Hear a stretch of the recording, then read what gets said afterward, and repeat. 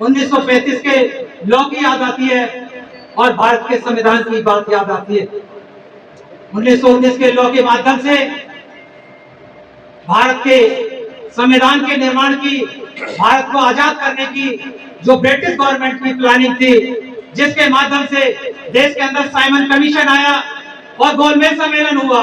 गोलमेज सम्मेलन के माध्यम से जो बाबा साहब डॉक्टर अम्बेडकर साहब ने इस भारत के शेड्यूल कास्ट शेड्यूल ट्राइब के लिए जो सेपरेट सेटलमेंट और सेपरेट इलेक्टोरेट और डबल वोट राइट्स का जो अधिकार प्राप्त किया, जिसके माध्यम से जब बाबा साहब डॉक्टर अम्बेडकर साहब और गांधी जी के बीच में जो पूना पैक्ट हुआ, जिसके माध्यम से ये बात डिसाइड हुआ कि इस देश के अंदर हम लॉ बनाएंगे, हम कानूनी व्यवस्था बनाएंगे, संविधान में ऐसी व्यवस्था करेंगे जिस देश के अंदर, इस देश के अंदर schedule caste schedule tribe backward minorities के लोगों को संवैधानिक अधिकारों के माध्यम से उनको अधिकार मिल सके।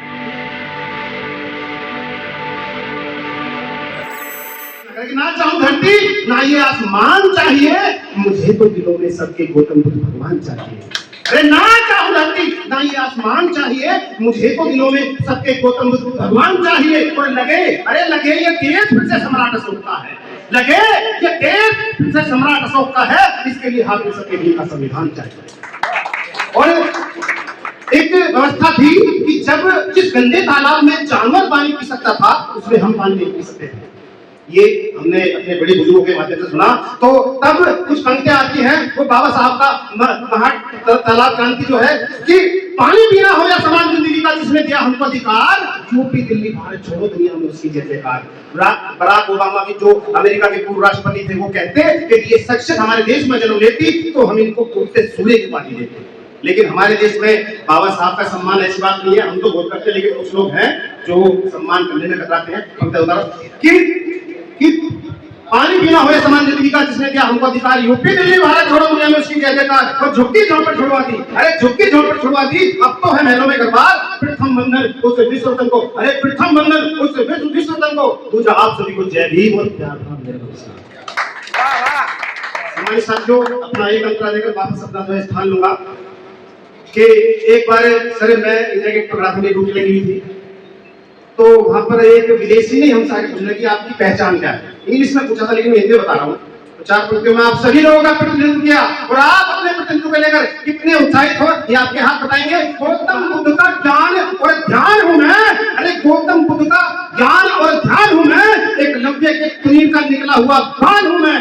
अरे गौतम बुद्ध का ज्ञान और ध्यान हूं मैं, एक लव्य के पनीर का निकला हुआ प्राण हूं मैं। और आकलन कभी ना करना मेरी प्रतिभा का, अरे आकलन कभी ना करना मेरी प्रतिभा का, खुद भीम का लिखा संविधान हूं मैं। जय भीम, नमो बुद्धाय, जय भारत, जय मुनि। यहाँ पर 2 मिनट देने के लिए केवल 2 मिनट बोलूँ, अब से ज्यादा बोलूंगा नहीं, क्योंकि मुझे पता है कि आपका कितना महत्वपूर्ण समय है। उसके लिए बहुत बहुत धन्यवाद। और सबसे उसके बाद में जो भी ये कार्यक्रम किया गया है, कार्यक्रम किया गया है, हमारी जो संस्था के प्रधान है, हमारी संस्था के जो प्रधान है मिस्टर दुष्यंत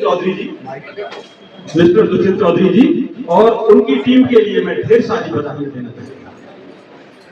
देखो, बहुत लोगों ने बोला, सभी तरीके से बोला, जो काम करने वाला आदमी है ना, यदि वो अपने घर पे भी बैठा हुआ है ना, समाज के लिए वो भी काम करेगा। मेरे पास में यहाँ पर एक उदाहरण बहुत तगड़ा बैठा हुआ है, मिस्टर ओपी गौतम। ऐसे शख्सियतें, चाहे एडवोकेट की है, चाहे जजों की है, चाहे किसी की भी है, बंदा वहां पर नजर आएगा। इस तरह के कार्यकर्ता हमारे समाज में होने चाहिए यदि जो बाबा साहब के आगे की बढ़ना है। और सबसे पहले मैं कहूंगा कि बाबा साहब के बारे में तो जितना बोला जाए शब्द कम है। जिसने वरंड में अपनी कुर्ती मनवा दी, वरंड में लोहा मनवा दिया, बाबा साहब तो वो शख्सियत है।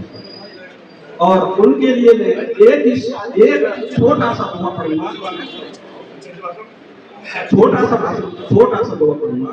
वो है क्या, कहते हैं सब धरती कागज करूं लेखन सब बन रहा है, सब धरती कागज करूं लेखन सब बन रहा है, सब धरती कागज करूं लेखन सब बन रहा है। लेकिन वो हम कलमों से बांध नहीं सकते, अपने विचारों कितने भी विचार कर लें हम, लेकिन उनको हम अपने कंधों से बांध नहीं सकते, उनको हम अपने उससे लिख नहीं सकते। उसी के साथ मैं ये कहूँगा, बाबा साहब के संविधान की, बाबा साहब की महत्ता की, तो बाबा साहब का संविधान ही अपने आप में एक बहुत बड़ा प्रमाण है। इसीलिए कहा गया है, ना तलवारों से चलता है, ना तीरों से चलता है, ना तोपों से चलता है, मेरा देश तो बाबा साहब के संविधान से चलता है, मेरा देश तो बाबा साहब के संविधान से चलता है। धन्यवाद वेरी मच। इस टाइम मैं सबसे पहले तथागत बुद्ध की पूर्व संध्या पर सभी साथियों को शुभकामनाएं देता हूं। और साथियों, बुद्ध पूर्णिमा क्यों महत्वपूर्ण है? आज के दिन ही तथागत बुद्ध का जन्म हुआ और आज के दिन ही उनको ज्ञान की प्राप्ति हुई। इसी के साथ उनकी मृत्यु भी बुद्ध पूर्णिमा के दिन ही हुई, इसलिए बुद्ध पूर्णिमा बहुत ही महत्वपूर्ण है। तथागत बुद्ध ने जिस समय समाज में दो संस्कृतियां हुआ करती थी, ब्राह्मण संस्कृति और श्रमण संस्कृति, तो ब्राह्मण संस्कृति इस समाज में हावी थी, तो बुद्ध ने श्रवण संस्कृति को महत्व दिया और मानवता के लिए, मानव कल्याण के लिए काम किया, संघर्ष किया। उस समय उनको मारने का प्रयत्न किया गया, साजिशें रची गई, लेकिन वो रुके नहीं और मानव कल्याण के लिए काम करते रहे। उन्होंने मध्यम मार्ग चुना और यही संदेश दिया मानव जाति के लिए, मानव कल्याण के लिए काम करो। साथियों, भगवान बुद्ध का जो धम्म था वो एक वैज्ञानिक विचारधारा पर आधारित है, कोई धर्म नहीं है, वो धम्म है। धम्म मीन्स कोड ऑफ कंडक्ट, आपको आचरण करना है, अपने जीवन में विचारों को उतारना है। जो पाखंडवाद फैला हुआ था उससे लड़े। अब बात आती है बाबा साहब की, तो सम्राट अशोक के बाद इस देश में 2500 वर्ष तक बौद्ध धर्म विलुप्त हो चुका था, जिसको बाबा साहब ने 1956 में अपने साथियों के साथ अपनाया और बौद्ध धर्म का पुनर्जन्म हुआ। साथियों, सवाल उठता है कि बाबा साहब ने बुद्ध धम्म ही क्यों चुना? क्योंकि ये पाखंडवाद से दूर था और वैज्ञानिक विचारधारा पर आधारित था। और सबसे पहले जो रिपब्लिक, जो गणतंत्र है, वो धम्म, बुद्ध धम्म से ही लिया गया है, बुद्ध के विचारों से ही लिया गया है। सबसे पहले जो गुरु थे बाबा साहब के, वो तथागत बुद्ध को माना, दूसरे कबीर थे। तो साथियों, उनकी विचारधारा को बाबा साहब ने संविधान में भी उतारा है। जैसे लीगल एड है, जो शायद कानूनी वकील नहीं कर सकते अपने लिए, तो फ्री मुफ्त जो सुविधा है वो संविधान से ही मिली हुई है हमें। दूसरा, मैटरनिटी लीव पर काम किया बाबा साहब ने, लेबर लॉ पर काम किया, और सबसे जो अहम जो लॉ मिनिस्ट्री से त्याग दे दिया वो था हिंदू कोडवेट, जिसको ये मनुवादी, सो-कॉल्ड ब्राह्मणवादी लोगों ने स्वीकार नहीं किया बाबा साहब के जीते हुए, लेकिन उसको टुकड़ों में बाद में लागू किया। तो साथियों, जो भारतीय संविधान है हमारा, वो एक बहुत ही अनूठा संविधान है, जिसमें सभी को समानता का अधिकार दिया गया है। विशेषकर महिलाओं को, उनको वोट का अधिकार सबसे पहले हमारे भारत वर्ष में मिला। दूसरे कंट्री में, स्विट्जरलैंड, ब्रिटेन, वहां संघर्ष करना पड़ा महिलाओं को वोट के अधिकार के लिए। तो साथियों, मैं अपनी बात खत्म करते हुए, ये चलन बिल्कुल नहीं था, चाहे बाबा साहब का या भगवान बुद्ध का, ना बुद्ध जयंती मनाई जाती थी, ना बाबा साहब का जन्मदिन मनाया जाता था। लेकिन कुछ सालों से हम सबके प्रयासों ने सभी बारों को भी मजबूर कर दिया कि बारे भी बाबा साहब और भगवान बुद्ध का जन्मदिन मनाते हैं। भगवान बुद्ध का तो नहीं, बाबा साहब का जन्मदिन मनाते हैं, लेकिन भगवान बुद्ध का तो सभी लोग मनाते हैं। मैं एक और चीज कहना चाहूंगा, जो अभी बात चल रही थी साथ में सबको लेकर चलने की। मैं यहाँ पर भी एक बार मैंने उससे पहले भी कहा था कि दो संस्थाएं अभी भी चलती हैं, दो संस्थाओं के नाम आते हैं। मैं ये नहीं कहता कौन असली कौन नकली, मैं उस पर नहीं जाता, मैं जिनके साथ हूं मैं उनके साथ खड़ा हूं, मैं भाई साहब के साथ। लेकिन मैं चाहता हूं उसमें भी अगर हम सब मिलकर एक हो जाए, क्योंकि जब एक होने की बात करते हैं तो हम मिलकर एक होना चाहिए। मैं इन सबके साथ हूं और इस संस्था को, क्योंकि दुष्यंत जी जितना काम कर रहे हैं, मैं वाकई तहे दिल से उनका शुक्रिया अदा करता हूं। क्योंकि दुष्यंत जी चाहे सुप्रीम कोर्ट में रिजर्वेशन को लेकर प्रोग्राम करते हो, चाहे 30 में आते हो, काम के साथ साथ उन्होंने समाज के को आगे बढ़ाने का काम कर रहे हैं। दुष्यंत जी के साथ हम सबको मिलकर खड़ा होना चाहिए। और ज्यादा यही कहूंगा, क्योंकि सब लोगों ने अपनी बातें कह चुके हैं बाबा साहब के बारे में। हम बाबा साहब को सिर्फ 14 अप्रैल और 6 दिसंबर में ना मानते हुए अपने 365 दिन बाबा साहब के कदमों पर चलना चाहिए, मेरा ये मानना है। अभी बहुत सारी चीजें हैं, हमें एकजुट होने की, लड़ने की जरूरत है। पॉलिटिकल आदमी है, चुनाव लड़ते हैं तो हम ये सोचते हैं कि चुनाव में भी हमारे साथी हर बार में जीते, उसके लिए भी एकजुट होना चाहिए। मेरे साथी खड़े हो गए हैं, मैं उनसे ज्यादा टाइम लेके सबको एक बार जय भीम दूंगा। जय जय जय जय जय भीम। अपनी बात को वोट में रहता, उसकी कोई जाति या कोई धर्म नहीं होता। वो लड़ता है तो केवल देश के लिए, मरता है तो देश के लिए। अब जब हमने वोट छोड़ दिए, अब यहाँ आ गए, तो अब हमें जो लड़ना है तो समाज के लिए लड़ना है, मरना है तो समाज के लिए मरना है।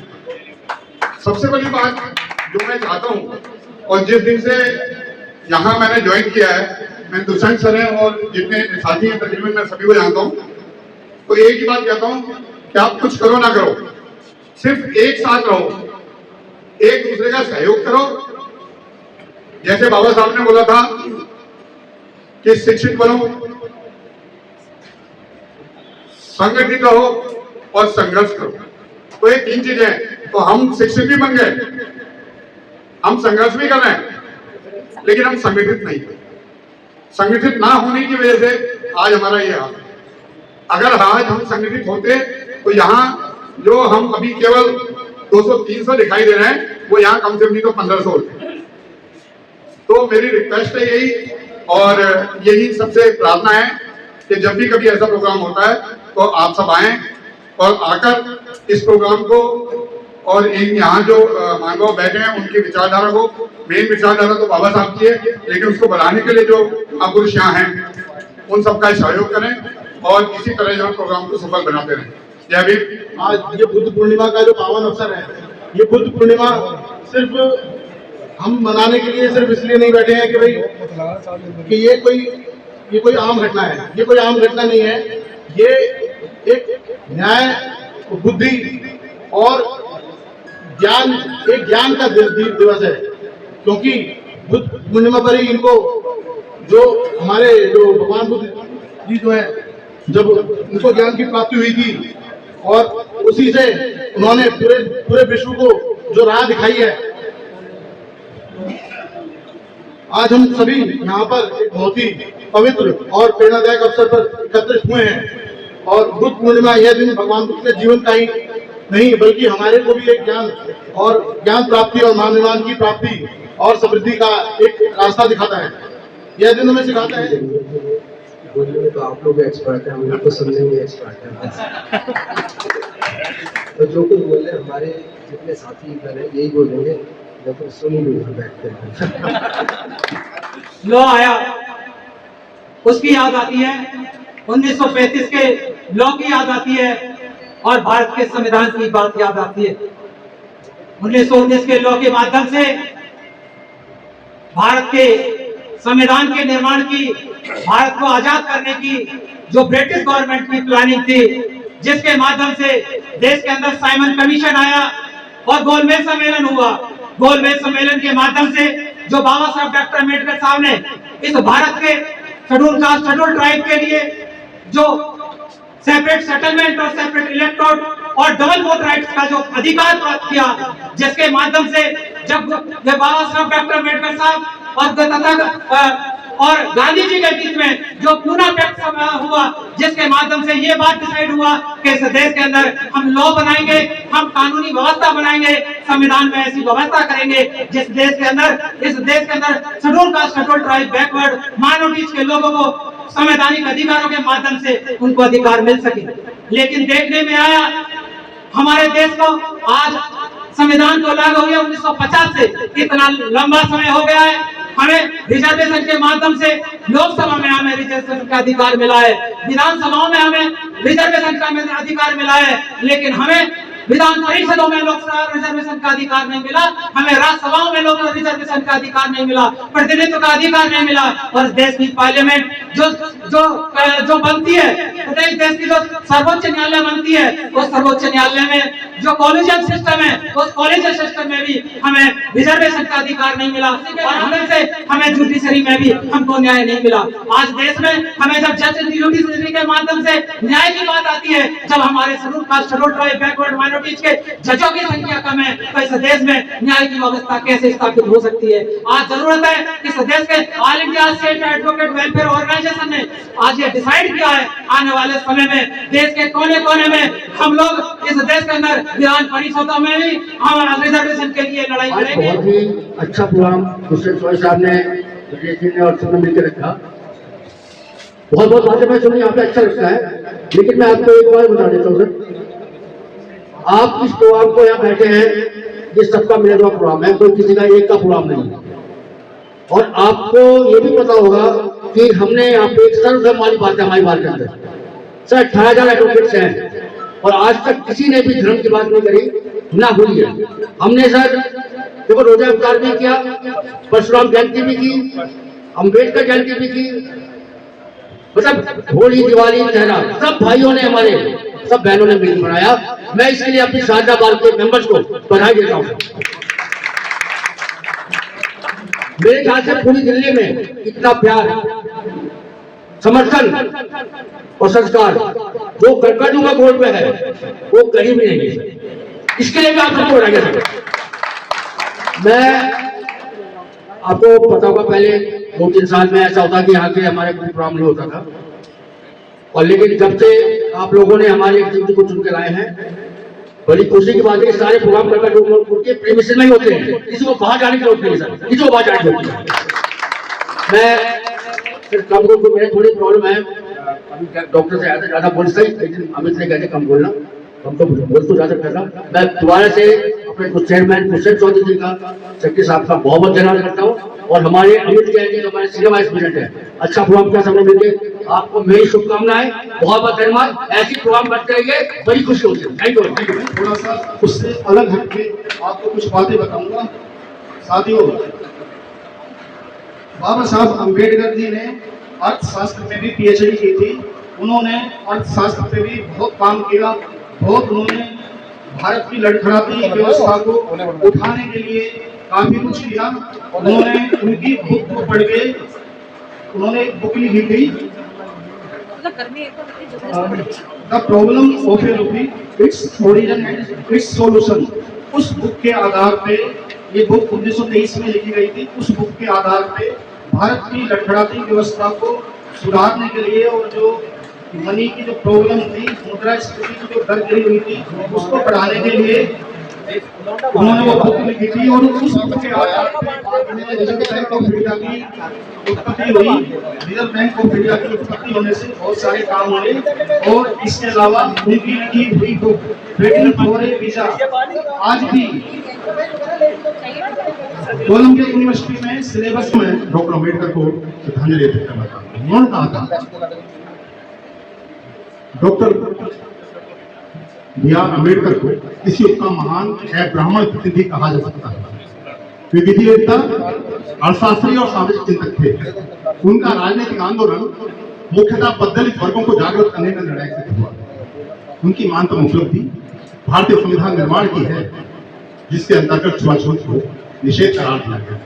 आर्टिकल 17 जैसे कि आपको पढ़ा भी होगा। इससे पहले कि मैं अपनी बात करूँ, अभी एडवोकेट ममता जी ने एक बहुत ही दर्दनाक बात कही।